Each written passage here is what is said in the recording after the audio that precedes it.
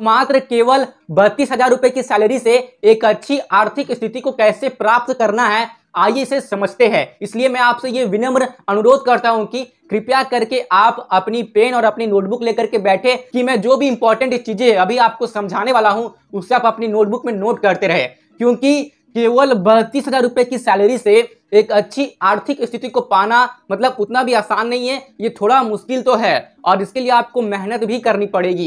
इसलिए मेहनत कीजिए और अपनी नोटबुक और पेन लेकर के बैठिए, ठीक है ना, और इस वीडियो में अपना समय और अपना ध्यान दोनों लगाइए। तो मैं यहाँ पे केवल 32,000 रुपए की सैलरी की बात क्यों कर रहा हूँ, मतलब मैं ऐसा क्यों कह रहा हूँ कि आइए 32,000 रुपए की सैलरी से एक अच्छी पर्सनल फाइनेंस प्लानिंग करते हैं। मैं ऐसा क्यों कर रहा हूं, मैंने यहाँ पे 50,000 या 1 लाख रुपए क्यों नहीं लिया, तो मैंने ऐसा इसलिए किया क्योंकि भारत देश की जो एवरेज सैलरी है वो लगभग 32,000 रुपए के आसपास है। मेरे कहने का तात्पर्य यह है कि यदि आप पूरे भारत देश की जो जनसंख्या है, अगर आप सबकी सैलरी का औसत निकालते हैं तो वो लगभग 32,000 रुपए के आसपास ही आता है।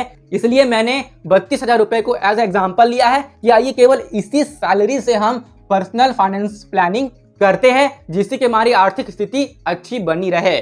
तो आगे बढ़ने से पहले सबसे पहले हम इस प्रश्न का उत्तर को अच्छे से समझ लेते हैं कि आखिर में ये फाइनेंशियल प्लानिंग का मतलब क्या है, इसका अर्थ क्या है, मतलब इसका वास्तविक अर्थ को हम समझते हैं। समझिए, हमारे ऐसे बहुत से खर्चे होते हैं जिन्हें हमें पता है कि भविष्य में हम उन खर्चों को करेंगे। वो कौन से खर्चे होते हैं, जैसे कि आप ये प्लानिंग कर रहे हैं कि भविष्य में आप कोई गाड़ी लेंगे, कोई कार लेंगे या फिर कोई मोटरसाइकिल लेंगे, ठीक है ना, या फिर आप कहीं घूमने के लिए जाएंगे, आप कोई चीज़ खरीदेंगे, ठीक है ना, आपके बच्चों की पढ़ाई के खर्चे हो सकते हैं, उनकी फिर शादी के खर्चे हो सकते हैं। हाँ, तो ऐसे कुछ खर्चे होते हैं जिन्हें हमें पता है कि भविष्य में हम करेंगे, ठीक है ना। और फिर कुछ ऐसे भी खर्चे होते हैं जो हमें तुरंत तत्काल करने होते हैं, जैसे कि हॉस्पिटल यानी कि मेडिकल का खर्चा।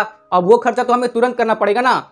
तो उन तमाम खर्चों को करने के बाद जिसकी आपको आवश्यकता है, यानी कि आप जो भी खर्चे कर रहे हैं उन सभी खर्चों को करने के बाद आपकी आर्थिक स्थिति अच्छी बनी रहे और आपकी आर्थिक जीवन अच्छे से चल सके, इसके लिए हम करते हैं फाइनेंशियल प्लानिंग। बिना अच्छी फाइनेंशियल प्लानिंग किए आपकी आर्थिक जिंदगी अच्छे से नहीं चल सकती है। मेरी बात का विश्वास कीजिए, मैंने बहुत से ऐसे लोगों को देखा है जो कमाते तो अच्छे खासे हैं, मतलब अच्छे खासे पैसे कमा रहे हैं, फिर भी उनके जीवन में आर्थिक तंगी रहती है क्योंकि वो प्रॉपरली फाइनेंशियल प्लानिंग नहीं करते, ठीक है ना। और जो लोग कम कमाते हैं तो वो तो फाइनेंशियल प्लानिंग के ऊपर ध्यान ही नहीं देते हैं, जिससे कि वो और भी आर्थिक तंगी में फंसते चले जाते हैं। मेरा यकीन मानिए, भले ही आप कम कमाते हैं लेकिन यदि आप अच्छे से फाइनेंशियल प्लानिंग करते हैं ना तो भविष्य में आपकी आर्थिक स्थिति अच्छी रहेगी।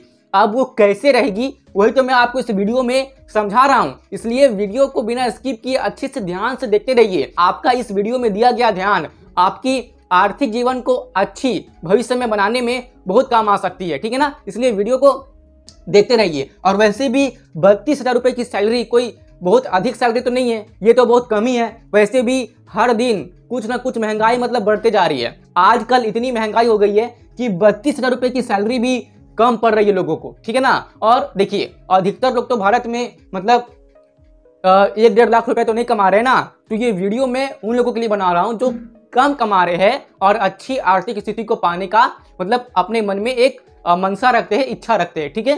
तो आपने फाइनेंशियल प्लानिंग का अर्थ समझ लिया कि इसका क्या अर्थ है। अब आगे बढ़ते हैं। आपको अपने पैसों से संबंधित 5 गतिविधियों पर ध्यान देना है।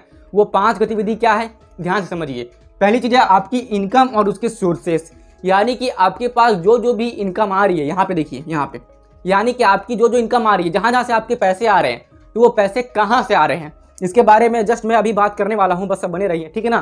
फिर आपको ध्यान देना है आपकी एक्सपेंसेस, यानी कि आपके क्या क्या खर्चे होते हैं। यहाँ पे मैं आपको एक बात बताना चाहूँगा, ये मेरा पर्सनल एक्सपीरियंस भी है कि आप जो भी खर्चे करते हैं ना, मतलब कि आप जितना कमाते हैं और कमाने के बाद आप जितना खर्च करते हैं उन सब को आप अपनी नोटबुक या अपनी पर्सनल डायरी में लिखा कीजिए। ऐसा करने से आप अपने पैसे के प्रति जागरूक रहेंगे, और यदि आप अपने पैसे के प्रति जागरूक रहेंगे ना तो आप फिजूल के यानी कि फालतू के खर्चे करने से बच जाएंगे। ऐसा कई बार होता है कि आप खर्चे किए जा रहे हैं तो आपको पता ही नहीं चलता है कि कितने रुपए खर्च हो रहे हैं, और आप जाने अनजाने में जरूरत से ज्यादा ही पैसे फिजूल खर्च में खर्च कर देते हैं। ऐसा मैंने खुद एक्सपीरियंस किया है कि जब मैं खर्च कर रहा हूँ तो करते ही जा रहा हूँ और मैं ये ध्यान ही नहीं दे पा रहा हूँ कि मेरे कितने पैसे खर्च हो चुके हैं और मैं कमा कितना रहा हूँ। इसलिए आपको भी इस बात को ध्यान देना है, भले ही आप छोटे से छोटे खर्चे क्यों ना कर रहे हो। जैसे कि आप 5 रुपये भी अगर खर्च कर रहे हैं ना, तो उसे भी लिखा कीजिए अपने डायरी और नोटबुक में, ताकि आपके खर्चे के प्रति जागरूकता बनी रहे। ये बहुत ही जरूरी है। जो भी स्टेप मैं आपको इस वीडियो में फॉलो करने के लिए बोल रहा हूँ, यदि आप उसे फॉलो करते हैं लंबे समय तक, तो इस बात की गारंटी कि आपकी आर्थिक स्थिति भविष्य में अच्छी रहेगी। ठीक है, चलिए आगे बढ़ते हैं। फिर प्रोटेक्शन, बचाव। अब ये प्रोटेक्शन बचाव क्या है, इस पर आपको ध्यान देना है। ये बहुत काम आ सकता है आपके लिए, इसके बारे में मैं अभी आगे बात करूंगा। ठीक है ना, बस बने रहिए। फिर है सेविंग, यानी कि पैसे बचाना। फिर है इन्वेस्टिंग, ठीक है ना, यानी कि पैसे को निवेश करना। अब यहाँ पे सेविंग और इन्वेस्टिंग को दोनों को साथ में मत जोड़ दीजिएगा, ठीक है ना।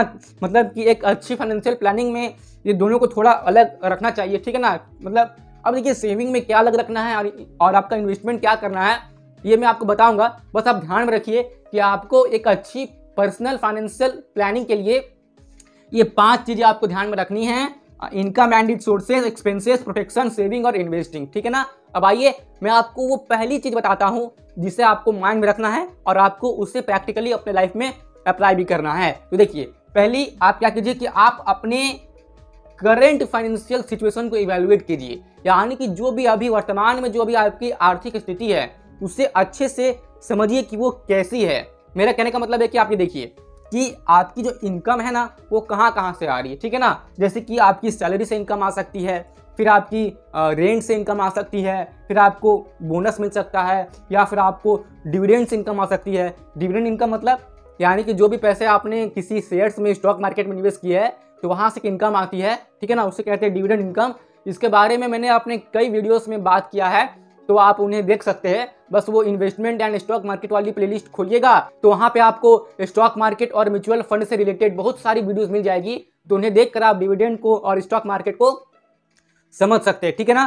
फिर आपको ध्यान देना है डेट, यानी कि कर्जा। देखिए, कर्जा एक बहुत बड़ी रुकावट है। देखिए, हर व्यक्ति चाहता है कि वो एक अच्छी आर्थिक स्थिति को प्राप्त करे, वो लक्ष्य को प्राप्त करे, लेकिन उस लक्ष्य की प्राप्ति में जो आपके जो कर्जे होते हैं ना वो रुकावट डाल सकते हैं। इसलिए आपको अपने कर्जे को भी अपने नोटबुक में लिख लेना है कि आपके क्या क्या कर्जे हैं।